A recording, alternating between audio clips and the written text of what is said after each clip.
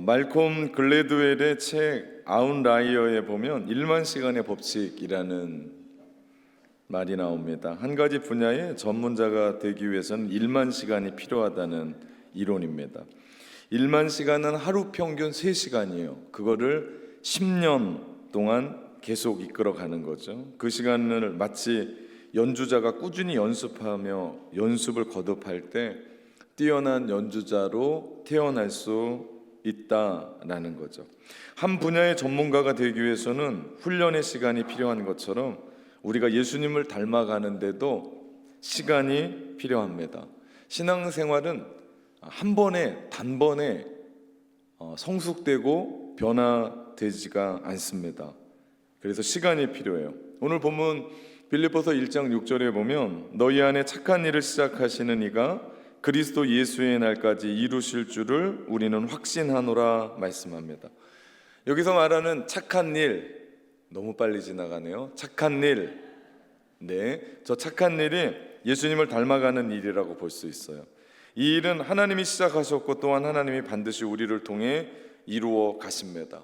그런데요, 갑자기 급하게 순식간에 되는 일은 없고요. 어떻게 해요? 천천히 1%씩 변화되어 가며 주님을 만날 그때까지, 주님이 우리를 부르시는 그날까지, 우리 코끝에서 호흡이 끝날 때까지 그렇게 점차적으로 천천히 주님 닮아가는 삶이 되더라. 우리 큰바의 얼굴의 어니스터처럼 그 큰바의 얼굴을 바라보는 그 자신이 바로 어니스트가 그 사람, 그 큰바의 얼굴을 닮아가는 것처럼 우리가 계속해서 주님을 묵상하고 계속해서 그 주님을 바라보고 이렇게 기쁜 마음으로 예배하게 될 때 어느 순간 우리가 주님을 닮아가 있더라. 그냥 있으면 안 돼요. 꾸준히 노력해야 됩니다. 사실은 이제 날이 조금씩 더워져 가는데 이 오후 예배 이렇게 예배드리고 함께 뛰고 찬양한다라는 것 만만치 않거든요. 이제 식사를 하고 오늘처럼 우리 정무철 장로님이 고기를 내시는 날은 고기도 먹고 배도 부르고 따뜻하고 그러면서 졸음이 오기 시작합니다. 그럼에도 불구하고 우리가 부단히 꾸준히 노력하면서 우리가 예배를 참여하고 찬양하고 함께 해 나갈 때 우리는 주님을 닮아가게 되는 줄 믿습니다. 주님은 반드시 마지막 날 우리에게 물으시는 게 있을 거예요. 너 세상에 뭐 했니? 너 세상에서 뭐 했니? 라고 반드시 우리 가운데 물으실 겁니다. 그러면 우리는 그 질문에 대답할 수 있어야 돼요. 내가 세상에서 뭐 했지? 분명 우리는 주님, 제가 세상에서 얼마나 많은 돈을 벌었는지 모릅니다 라고 대답할 수가 없을 거예요. 너 얼마나 많은 돈을 벌었니? 너 얼마나 많은 높이 있는 권위를 가졌니? 지위에 올랐니? 이렇게 묻지 않으실 겁니다. 우리도 주님 앞에 가서 주님, 제가 세상에서 타고 다녔던 차가 뭔지 아세요? 제가 타고 다녔던 차가 마세라티입니다. 3지창 근사하지 않습니까? 저의 마이카였습니다. 제 차입니다. 아니, 제 차가 아니고요.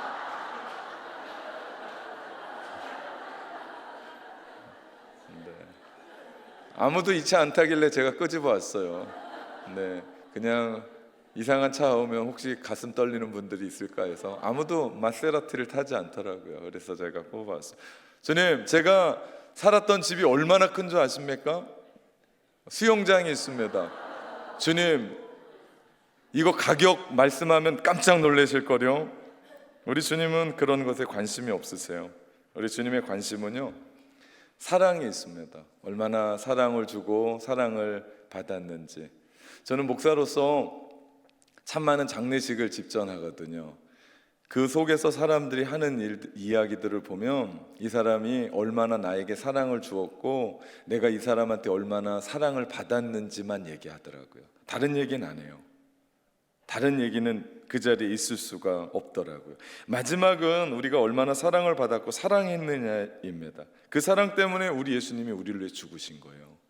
그렇게 사랑하셔서 하나뿐이 없는 외아들 예수 그리스도를 우리 가운데 보내시기까지 우리를 사랑하셨던 하나님의 그 마음, 그래서 주님은 일찍이 요한복음에서 우리에게 새롭게 지켜야 될 새 계명을 우리 가운데 말씀하셨습니다. 요한복음 13장 34절에 새 계명을 너희에게 주노니 서로 사랑하라. 내가 너희를 사랑한 것 같이 너희도 서로 사랑하라. 이 말씀의 배경은 예수님이 제자들의 발을 씻기면서 하셨던 말씀입니다.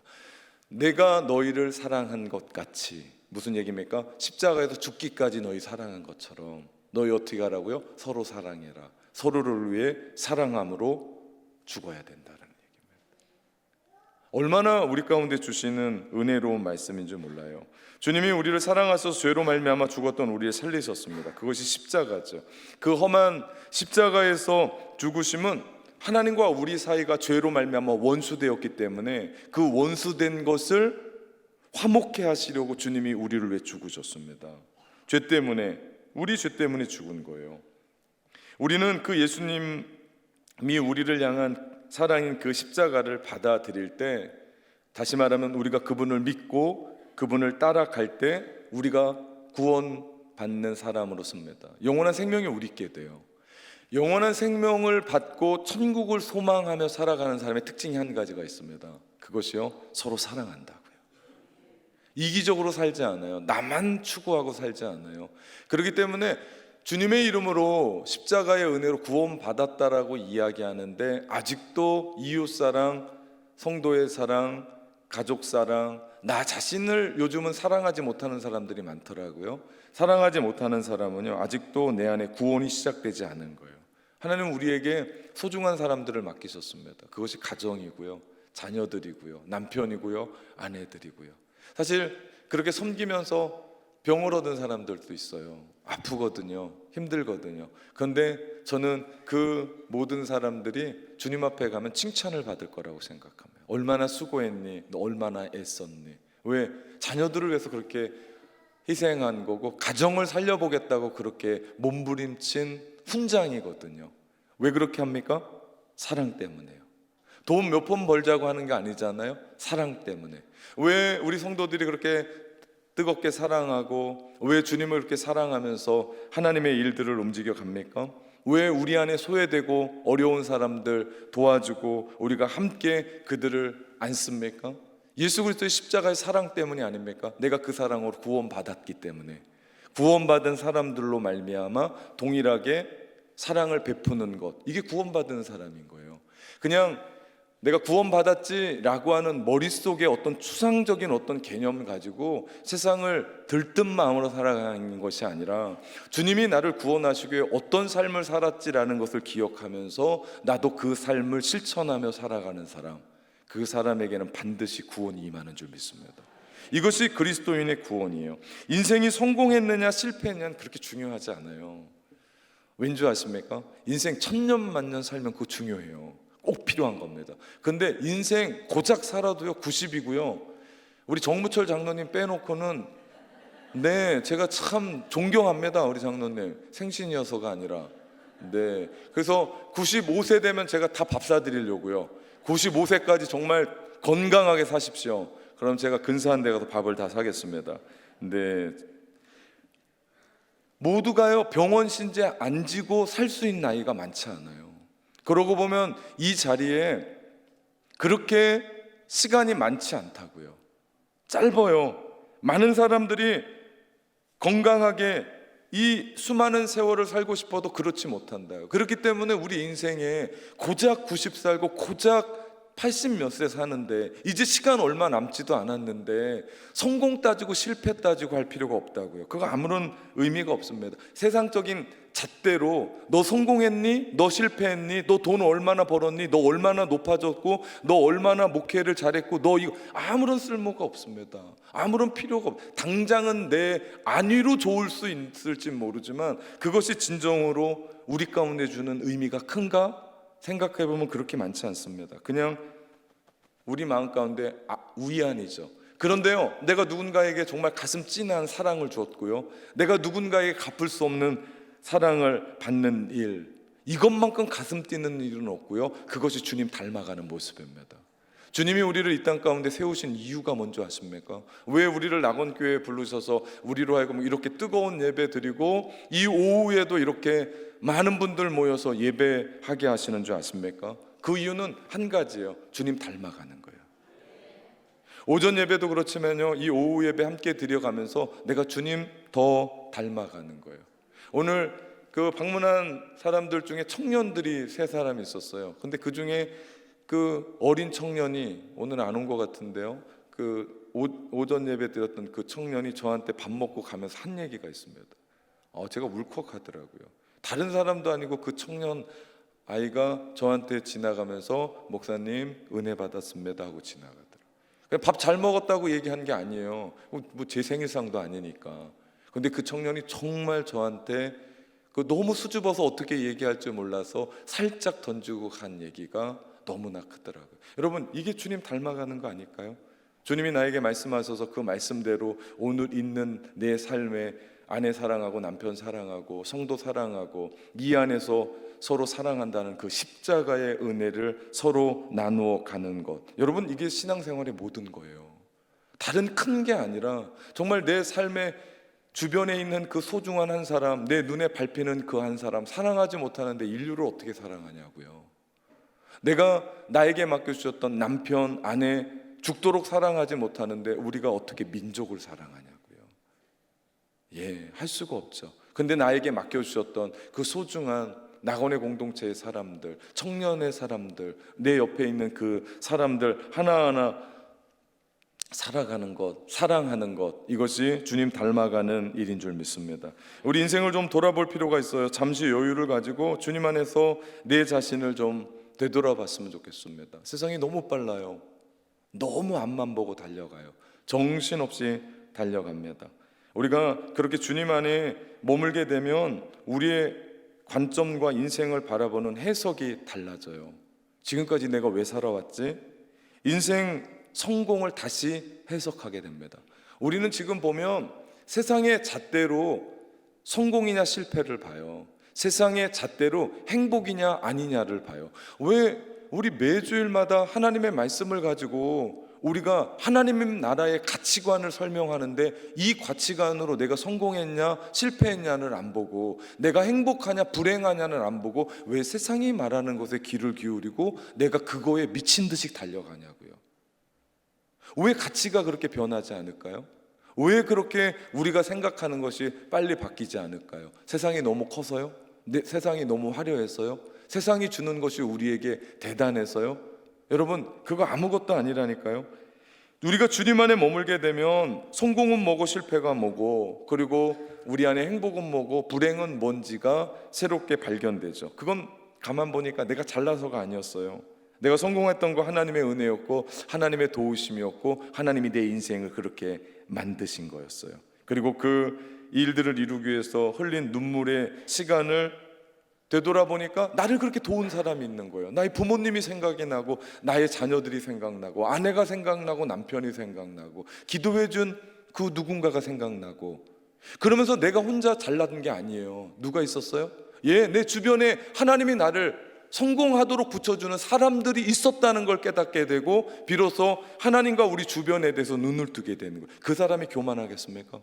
그 사람이 자기 잘났다고 생각하며 살아가겠습니까? 그 전까지는 내가 잘나서 이 모든 일들을 이루었겠다고 착각했습니다. 내가 머리가 똑똑하고 세상이 돌아가는 것쯤을 알고 세상의 돈의 흐름이 어떻게 되는 줄 알고 얄팍한 머리로 그 일들을 했는데 가만 보니까 하나님이 나를 불쌍히 여기셔서 하나님 나를 사랑하셔서 주변의 사람들을 붙여주셨고 그 일들을 하게 하셨더라.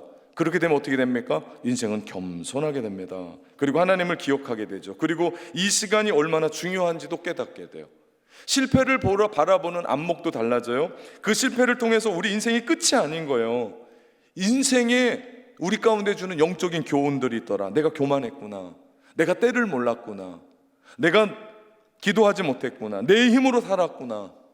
내가 주변을 돌아보지 못했구나. 그대로 달려나갔으면 내 인생 망가질 텐데 그 실패라고 하는 브레이크를, 그 실패라고 하는 그 정점을 통해서 내가 인생을 되돌아보고 인생을 새롭게 깨닫게 됐으니 그 절망에 머물지 않고 일어설 수 있고 회복될 수 있고 다시금 내 인생이 이상한 쪽이 아니라 주님 쪽으로 바뀌게 되는 은혜가 있었기에 실패는 실패가 아니다라는 게 우리 가운데 새로운 안목으로 들려지는 거예요.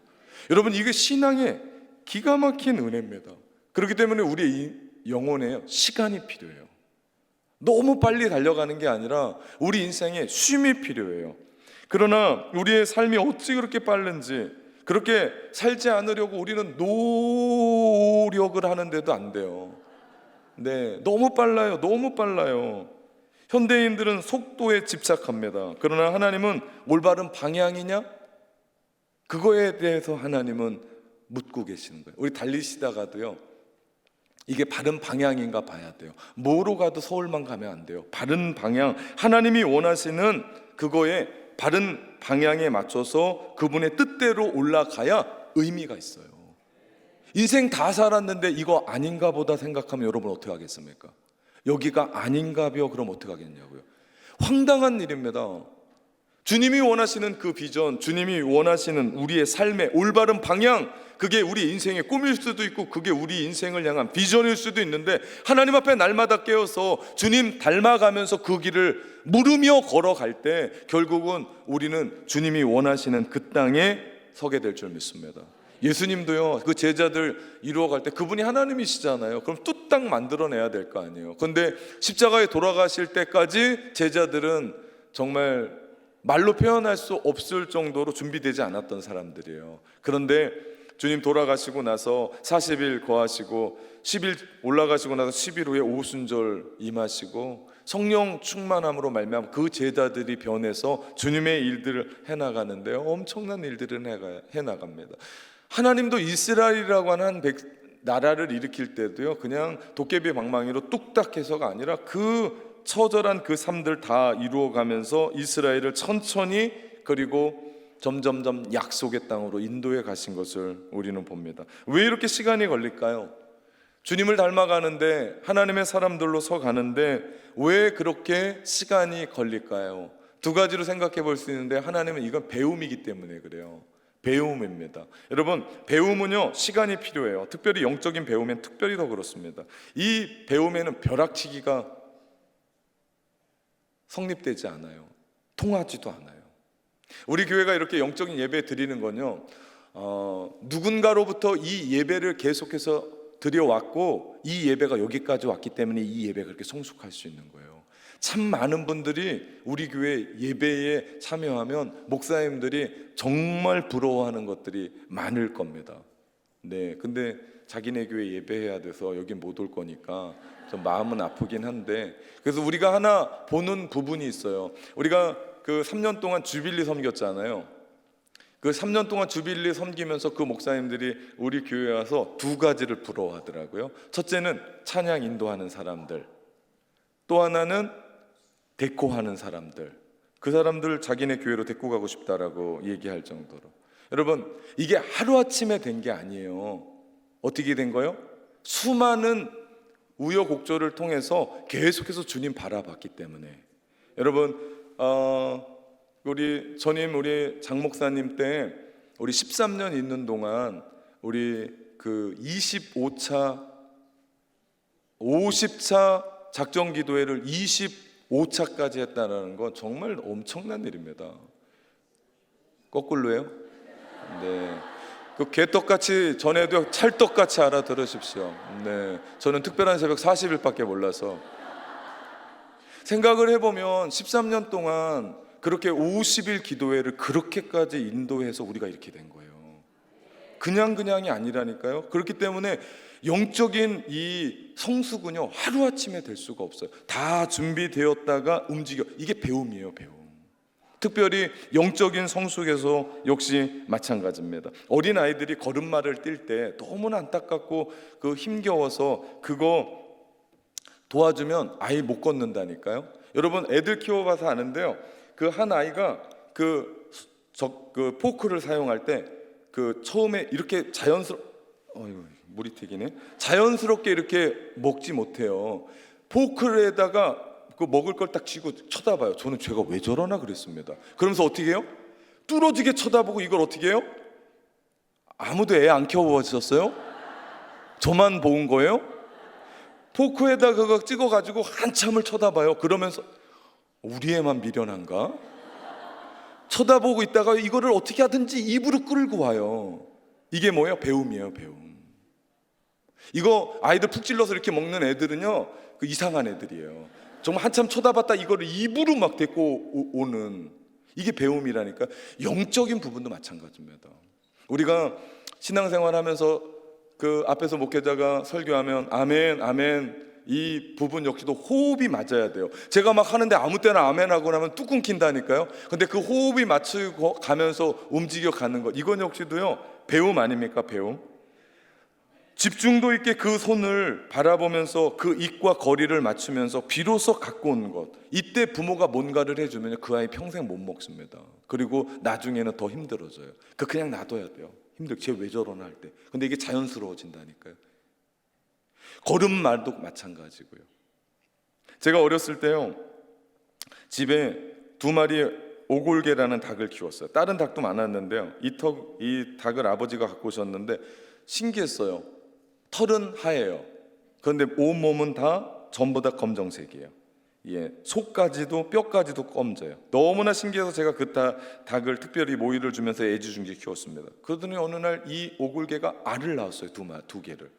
그러더니 그 조그만 게 크지도 않은 게 품더니 어느 날 보니까 알에서 깨어나고 있는 거예요. 부화를 하고 있는 거. 얼마나 신기한지 제가 가만히 보고 있는데 한쪽 계란에서는, 알에서는 전부 다 깨어나서 돌아다니는데 한쪽은 못 깨어나는 거예요. 깨졌는데, 그리고 어느 정도 다 나왔는데 못 나오는 거예요. 제가 누굽니까? 친절한 요한 씨 아니에요. 그래서 그 너무나 힘들 것 같아서 병아리를 까줬단 말이에요. 근데 조그맣기도 했는데 그 조그맣던 그 병아리가 얼마 가다가 죽더라고요. 왜 그래요? 그 알을 자기가 깨고 나와야 사는 거예요. 근데 내가 깨주니까 친절하다고 오버를 한 거죠. 제가 친절을 베풀었더니 그 닭은 죽었어요. 무슨 얘기입니까? 병아리가 그 계란을 깨고 나와야 될 시간이 필요했던 거였어요. 제가 그것을 주어야 됐던 거였어요. 제가 깨달은 것은 그 후로 계란 후라이만 제가 계란을 깹니다. 더 이상은 깨면 안 됩니다. 병아리에게 스스로 깨고 나와야 될 시간이 필요하다. 그렇습니다. 우리가요, 영적으로 성숙할 시간이 필요해요. 이 얘기를 왜 드리는 겁니까? 여러분, 원망하지 말라고요. 불평하지 말라고요. 신앙생활 했는데 저 사람은 왜 저래? 저 사람은 그래도 교회 직분자라고 하는데 왜 저래? 저 청년은 앞에서 뭔가 하던데 왜 저래? 그게 아니고 영적인 성장을 위해서는 우리 모두에게 시간이 필요하더라. 이해해주고 관심을 가져주고 격려하고 쓰다듬어주고 언젠가 그 한 사람이 일어날 것을 기대하면서 함께 움직여가는 것들이 우리에게 필요하더라. 또 하나, 그것 또한 나한테 적용하는 거예요. 무슨 얘기입니까? 나 역시도 시간이 필요해요. 다른 사람이 아니라 나 역시도 주님을 닮아가는 그 시간이 우리 가운데 필요하더라. 한꺼번에 한 번에 변하는 일은 없습니다. 제가 전에 사역했었던 그 나라에서 배운 건요, 기다림이었어요. 제가 성격을 무지하게 급하거든요. 그 나라는 빠른 게 없어요. 제가 처음에는요 1, 2년 속 터져 죽는 줄 알았습니다. 뭐를 집어넣으면 한 생전 기다려야 돼요. 도로 공사를 하면 저는 뭐 지하철을 까는 줄 알았어요. 거기 지하철도 없어요. 그런데 그 공사를 얼마나 느리게 서쪽에 다리 하나 공사하는데 5년 걸렸어요. 한국은 몇 년 합니까? 네? 6개월이요. 6개월이면 할 수 있는 그 다리 공사를 거긴 5년을 하다. 저는 지하 해저 터널 뚫는 줄 알았다니까요. 다 개통됐는데 그냥 다리 뚫은 거예요. 그렇게 느린 나라에서 제가 하나님 앞에 훈련을 받았어요. 어떻게 해요? 인내, 기다림. 저는 철저히 목회는 기다릴 수밖에 없어요. 전도한 사람 기다리고, 성도 변하기를 기다리고, 교회에 하나님의 뜻이 이루어지길 기다리고, 한 마음과 한 뜻이 되기를 기다리고, 방법이 없어요. 예, 그렇기 때문에 목회는 쉽지 않아요. 예, 여러분에게 이해해달라는 얘기가 아니라 저도 그렇게 기다리기 때문에 여러분 역시도 이 영적인 성장은 배움이라고 생각하고 서로를 기다려주고, 나 자신을 기다려주고, 주님이 오시길 기다리고, 음성 들릴 때까지 기다리고, 은사 받을 때까지 기다리고, 회복 때까지 기다리고, 하나님이 여러분을 치유하실 때까지 기다리십시오. 이런 은혜가 우리 가운데 있을 때요, 성장하게 돼요. 눈이 새롭게 떠져. 영적인 안목이 새로워집니다. 왜 영적인 예수님을 닮아가는데 시간이 걸리냐면, 또 하나는요, 사람이 쉽게 변하지 않아요. 사람이 쉽게 변하지 않습니다. 제가 목회하면서 가장 갈등이요, 초창기예요. 애들은 쉬워요. 청년 목회하고 애들 목회할 때는요, 곧바로 반응이 나타나거든요. 깃발 하나 들면 전부 다 쫓아오거든요. 축구하자면 개떼같이 모여들거든요. 농구하자면 막 피 터지게 하거든요. 근데 어른들은 안 해요. 제가 어른 목회하면서 1년 지나면서 제 마음 가운데 슬럼프가 빠질 뻔했습니다. 하나님, 사람이 변합니까? 제 설교 스타일은 변한 적이 없어요. 네, 막 피를 토하듯이 막. 오늘이 마지막인 것처럼, 목사님 할 날이 너무나 많습니다. 이게 30대부터 들었던 얘기예요. 네, 안 변해요. 저도 안 변했고요. 그렇게 외쳤는데도 변하지 않는 그냥 묵묵부답인 그 일들을 보고 하나님 앞에 무릎 꿇고 기도했을 때, 제가 그것 때문에 제가 살았어요. 하나님이 고린도서 5장 17절에 있는 말씀 아주 선명하게 들려주셔서, 그런즉 누구든지 그리스도 안에 있으면 새로운 피조물이라, 이전 것은 지나갔으니 보라 새 것이 되었도다. 주님이 저한테 정말 망치로 때리듯이 띵 했어요. 나는 이 모든 사람들을 주 안에서 새롭다고 보는데 설교하는 너는 왜 그 사람들을 새롭게 못 보냐라고 하는 음성이었습니다. 그 다음부터요, 제가 자유함을 얻었습니다. 주님이 새롭다고 하는데 제가 뭘 다르게 봅니까? 그러면서 여러분 모두를 누구로 보는 거예요? 대답을 하시라. 새로운 피조물로 보고 설교해요. 그러니 제가 행복하게 설교합니다.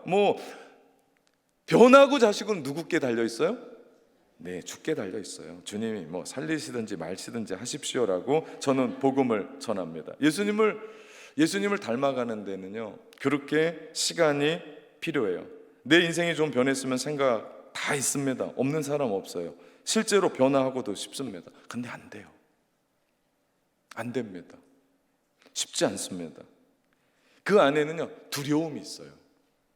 왜 변하면 안 되냐면, 그 마음 가운데 두려움, 뭡니까? 나의 모든 기득권 다 내려놓고 지금 내가 어떻게 노력하며 이렇게 살아왔는데 이거 모든 거 다 내려놓으라면 어떡하지? 그런 두려움이 마음 가운데 있는 거예요. 이기적인 반로자. 내가 이렇게 있다가 갑자기 변화돼서 주님 앞에 어떤 일을 하면, 나 아프리카로 보내면 어떡하지? 나의 거 다 내놓으라면 어떡하지? 어떻게 번 건데? 라고 하는 그 부분이 있으니까 변화하고 싶은데 내 마음 가운데는 이러지도 못하고 저러지도 못하고 그 둘레를 맴도는 것을 봅니다. 여러분, 그 두려움은 누가 줍니까? 절대로 하나님은 주지 않습니다. 인생의 두려움을 주는 존재는 하나님이 아니에요. 디모데후서 1장 7절에 보니까 하나님이 우리에게 주신 것은 두려워하는 마음이 아니요, 못을 박습니다. 하나님이 우리 가운데 주시는 것은 오직 능력과 사랑과 근신하는 마음이라고 얘기해요. 하나님이 주시지 않는 마음이면 누가 준 거겠습니까? 예, 뻔합니다. 사단, 마귀가 주는 마음이에요. 왜? 우리가 주님 닮아가는 걸 극도로 싫어합니다. 주님 닮아가는 걸 그렇게 막아요. 그런데 우리는 하나님을 기뻐하시게 하는 그런 삶을 살겠다고 얘기하면서 우리는 그 조그만의 두려움 때문에, 내가 조금 갖고 있는 그것 때문에, 내가 가지고 있는 기득권 때문에 주님 앞에 그렇게 모든 걸 다 내려놓지 못합니다. 주님을 닮아가기 싫어해서가 아니에요.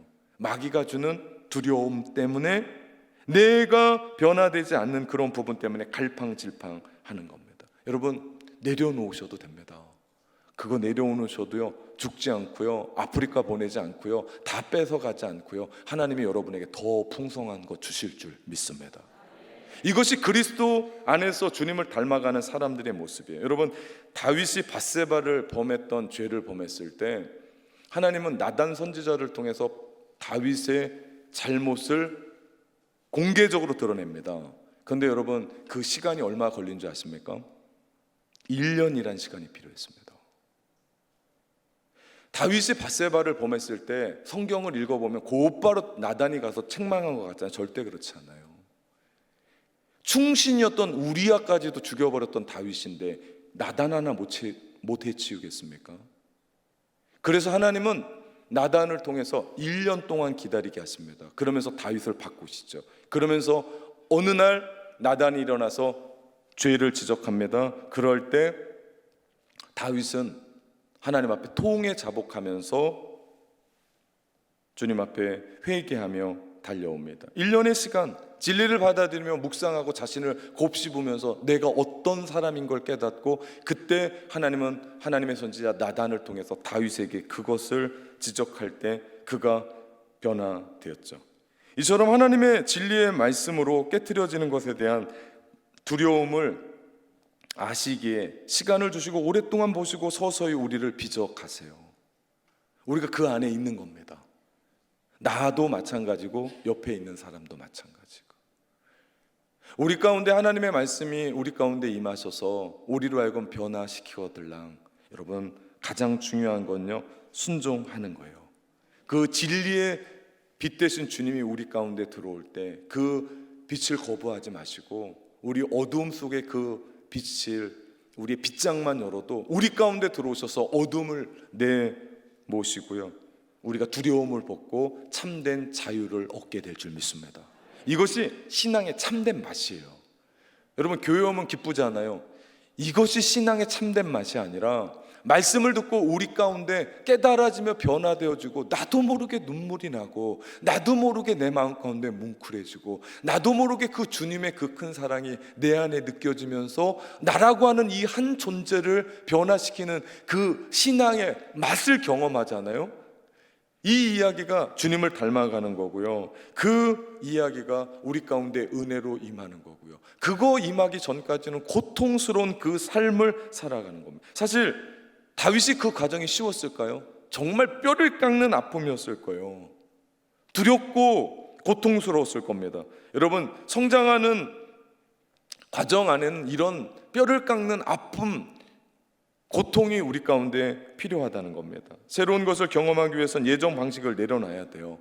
그냥 내가 살아온 그대로 살아가자는 변화가 아무것도 없습니다. 믿음으로 살겠다 그러면 정말 믿음으로 살아야겠다라는 결단을 붙잡고 과거를 내려놓는 거예요. 과거를 끌어내는 거예요. 여러분 과거에 내가 살고 있었던 그 삶, 하나님이 기뻐하지 못하는 그 삶을 가지고 내가 새로운 삶을 살겠습니다, 교회 백날 다녀도 그 사람이 새로워지겠습니다, 그런 일은 없습니다.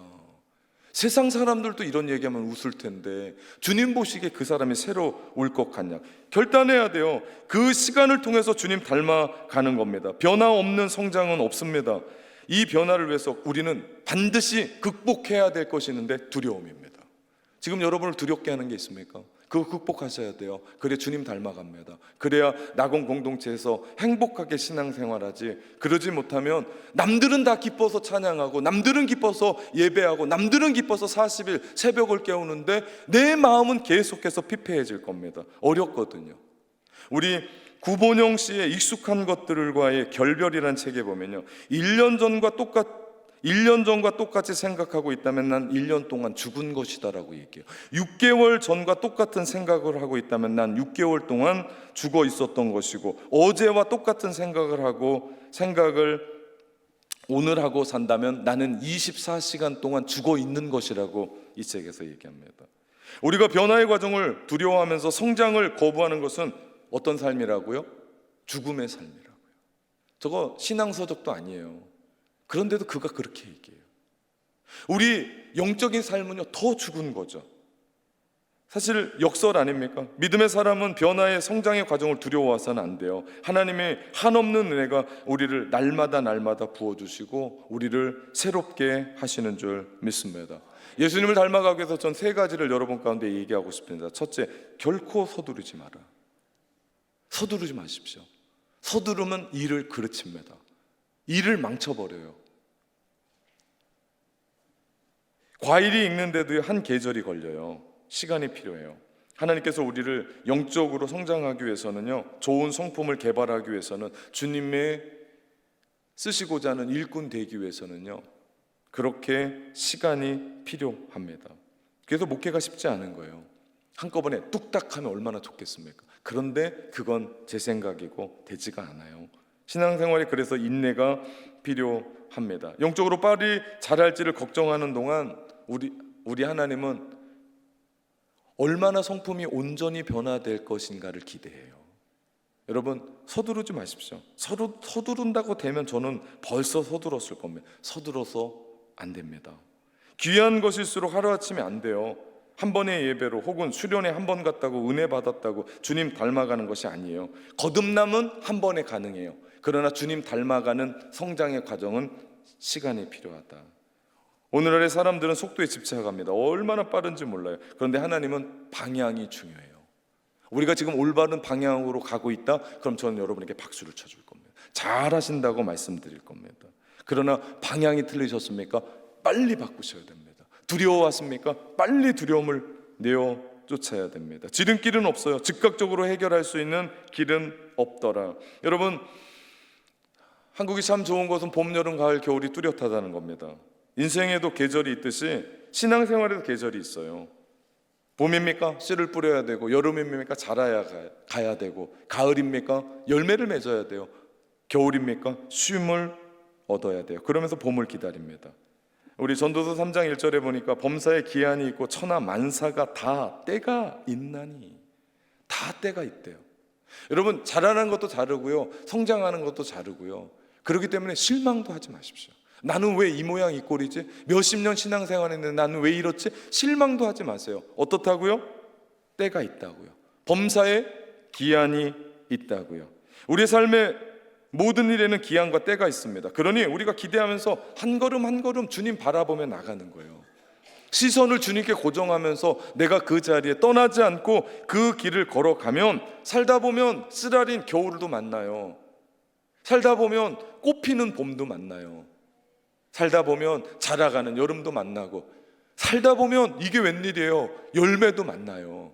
이게 우리의 인생이기도 하고요, 이것이 우리의 영적인 삶이라고요. 범사에 기한이 있고 천하 만사에 다 하나님의 때가 있더라. 그렇기 때문에 고난이 있을 때 그 배운 대로 우리가 기뻐하는 거예요. 왜? 지나가거든요. 이때도 지나가거든요. 겨울 지나야 봄이 오거든요. 봄 안 지나면 겨울 올 수가 없어요. 이 설교는 한국에서밖에 할 수 없는 설교예요. 다른 데 가서 어서 이런 설교를. 그렇기 때문에 여러분, 그 과정을 배운 대로 그렇게 기다리는 거예요. 시험이 올 때 인내하면서 참고 인내하십시오. 왜 빨리 이 시험이 안 지나갑니까? 원망할 필요가 없고요. 하나님, 이 시험을 통해서 내가 어떻게 주님 앞에 서기를 원합니까? 그러면서 우리가 주님의 계획들을 이루어 가는 겁니다. 여러분, 성장에 있어서 조금도 절대로 서두르지 마십시오. 금물입니다. 요한복음 15장 7절, 너희가 내 안에 거하고 내 말이 너희 안에 거하면 무엇이든지 원하는 대로 구하라. 그리하면 이루리라. 핵심이 뭡니까? 그대로 되리라가 아닌 거예요. 내 안에 거해라. 주님, 여러분이 지금처럼 하는 것처럼 주님 안에 거하십시오. 계속해서 주님 안에 거하기를 노력하십시오. 그럴 때 반드시 주님 닮아가는 영적인 성장은 여러분의 것이 될 줄 믿습니다. 둘째, 예수님을 닮아가기 위해서는요, 배운 것을 기억하는 거예요. 참 많은 분들이 오늘 들은 설교를 저 현관문을 통과하면서 다 잃어버려요. 저 현관문을 떼버리든지 다른 문으로 바꾸든지 해야 될 것 같아요. 기억이 안 난대요. 걱정하지 마십시오. 네, 기억하는 방법 중에 가장 중요한 건 기록하는 거예요. 단순히 있었던 일을 기록하는 것이 아니라 하나님에 대해서 기록하고, 나에 대해서 기록하고, 인간관계에 대해서 기록하고, 나의 성찰을 기록하고, 기록하는 겁니다. 우리 설교를 기록하는 분들이 계세요. 참 귀한 습관 중에 하나입니다. 그렇게 기록하게 될 때 우리의 신비에 새기게 되고, 결국 그 배운 것을 기억하게 되죠. 그 집에 가서 저렇게 열심히 썼던 사람이 그거 내던지겠습니까? 또 한번 읽어보고 또 하고. 제가 제자훈련 하는데 제자훈련 중에 하나의 그 과제가 설교 요점 정리입니다. 그러려면 설교를요, 이렇게 한 번 듣고는 요점 못 정해요. 인터넷에 들어가서 다시 한번 들어야 돼요. 어떤 사람은 제 설교 원고를 써오는 사람이 있어요. 그 사람은 제가요, 가만 보니까 설교 5번은 듣는 사람이에요. 제가 그 원고를 보면 제가 은혜를 받는다니까요. 내가 이렇게 설교했나 할 정도로요. 여러분, 우리 안에 예수님을 닮아가는 방법 중에 하나는 배운 것을 기억하는 거예요. 계속해서 기억하십시오. 너무 바쁘면 이거 못해요. 그래야 우리는 주님 닮아갑니다. 마지막, 주님 닮아가는 부분, 낙심하지 마십시오. 절대 낙심 금지.